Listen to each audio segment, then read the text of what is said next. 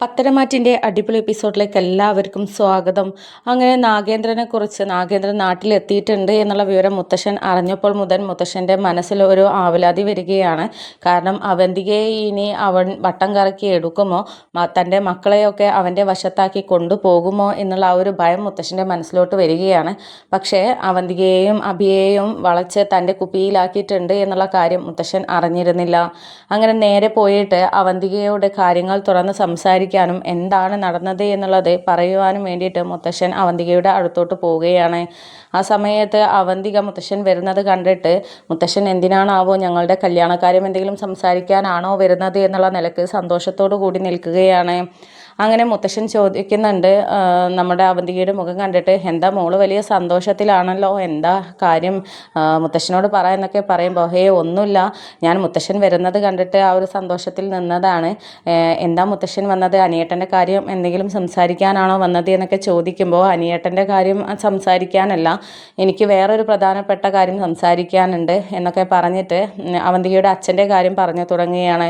എന്നിട്ട് മോള് അച്ഛനെ കണ്ടിട്ടുണ്ടോ, മോൾക്ക് അച്ഛനെക്കുറിച്ച് എന്തെങ്കിലും അറിയുമോ എന്നൊക്കെ ചോദിക്കുമ്പോൾ, അമ്മ പറഞ്ഞു തന്നിട്ടുള്ള ഒരു അറിവ് മാത്രമേ ഉള്ളൂ, അല്ലാതെ ഞാൻ ഇന്ന് വരെ എൻ്റെ അച്ഛനെ കണ്ടിട്ടില്ലല്ലോ, പിന്നെ ഞങ്ങളെ വേണ്ടാത്തവരെ എനിക്കും വേണ്ട, ചെറുതാവുമ്പോൾ ഞങ്ങൾ ഇട്ടേച്ച് പോയതല്ലേ, അതിനെക്കൊണ്ട് ഇനി ഞങ്ങൾക്കും ആ ഒരു അച്ഛനെ വേണ്ട എന്നൊക്കെ ഇങ്ങനെ മനസ്സിൽ വേറൊന്ന് ചിന്തിച്ചിട്ട് മുത്തശ്ശനോട് പറയുന്നുണ്ട്. അപ്പോൾ ആ സമയത്ത് മുത്തശ്ശൻ ചിന്തിക്കുന്നുണ്ട്, ഈശ്വര, എന്തായാലും അവന് ഇവരുടെ അടുത്തേക്ക് എത്തിയിട്ടില്ല, ഇനിയിപ്പോൾ ഞാനറിയാതെ എത്തിയിട്ടുണ്ടാകുമോ, എന്തെങ്കിലും പറഞ്ഞിട്ടുണ്ടാകുമോ, അങ്ങനെ രണ്ട് രീതിയിലുള്ള സംശയവും മുത്തശ്ശൻ്റെ മനസ്സിലോട്ട് വരുന്നുണ്ട്. എന്നിട്ട് മുത്തശ്ശൻ പറയുന്നുണ്ട്, മോളെ, നിൻ്റെ അച്ഛൻ നാട്ടിലെത്തിയിട്ടുണ്ട്, അത് നീ അറിഞ്ഞോ, ഞാൻ അയാളെ നേരിട്ട് കണ്ടു, ഇനി നിങ്ങളെ എന്തായാലും വലവീശി പിടിക്കാൻ അയാളൊരു ഒരുക്കമുണ്ടാകും, പ്രത്യേകിച്ച് എന്നോട് പ്രതികാരം ചെയ്യാൻ, അതിനെക്കൊണ്ട് അയാളെ ഇവിടെ നിന്ന് പുറത്താക്കാനുള്ള കാരണം എന്താണ് എന്നുള്ളതൊക്കെ നീ അറിയണമല്ലോ, അതിനെക്കൊണ്ടാണ് നിന്നോട് കാര്യങ്ങൾ തുറന്ന് പറയാമെന്ന് കരുതിയത് എന്നൊക്കെ പറഞ്ഞിട്ട് കാര്യങ്ങളൊക്കെ അവന്തികയോട് തുറന്ന് പറയുകയാണ്.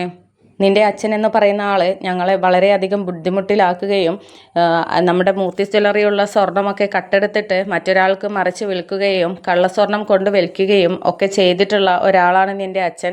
അതൊക്കെ കണ്ടുപിടിച്ചതോടെയാണ് നിൻ്റെ അച്ഛനെ ഇവിടെ നിന്ന് പുറത്താക്കിയത്. നിൻ്റെ അമ്മയും അതിന് കൂട്ടുനിന്നിരുന്നു, പിന്നെ അവളും പുറത്താകുമല്ലോ എന്ന് കരുതിയിട്ട് എൻ്റെ കൂടെ നിൽക്കുകയായിരുന്നു, നിൻ്റെ അച്ഛനെ തള്ളി പറയുകയായിരുന്നു.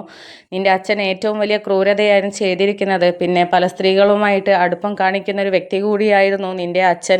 ആ ഒരു സ്വഭാവമാണ് നിൻ്റെ ഏട്ടനും കിട്ടിയിരിക്കുന്നത് എന്നൊക്കെ തുറന്ന് പറയുകയാണ്. അങ്ങനെ തൻ്റെ അച്ഛനെക്കുറിച്ച് മുത്തശ്ശൻ പറഞ്ഞത് കേട്ടപ്പോൾ ദേഷ്യം വരികയാണ്. കാരണം തൻ്റെ അച്ഛൻ അങ്ങനെയൊന്നുമല്ല എന്നും തന്നെ ഏറെ സംരക്ഷിക്കുന്നുണ്ട് എന്നുള്ള ആ ഒരു വിശ്വാസം അവന്തികയ്ക്ക് ഉണ്ടായതുകൊണ്ട് തന്നെ മുത്തശ്ശൻ കള്ളം പറഞ്ഞ് ഞങ്ങളെ പറ്റിക്കാൻ നോക്കുകയാണ് എന്നുള്ളതൊക്കെ വിശ്വസിച്ച് നിൽക്കുകയാണ്, ദേഷ്യത്തോടു കൂടെ നിൽക്കുകയാണ്. പക്ഷെ അത് തൻ്റെ മുഖത്ത് പ്രകടിപ്പിക്കുന്നുണ്ടായിരുന്നില്ല, മുത്തശ്ശനെ കണ്ടുപിടിക്കാതിരിക്കാൻ. അങ്ങനെയൊക്കെയാണോ മുത്തശ്ശ, എനിക്ക് അയാളെ ഇനി കാണണ്ട എന്നൊക്കെ പറഞ്ഞിട്ട് ഒപ്പത്തിനൊപ്പം നിന്ന് സംസാരിക്കുകയാണ് ചെയ്യുന്നത്.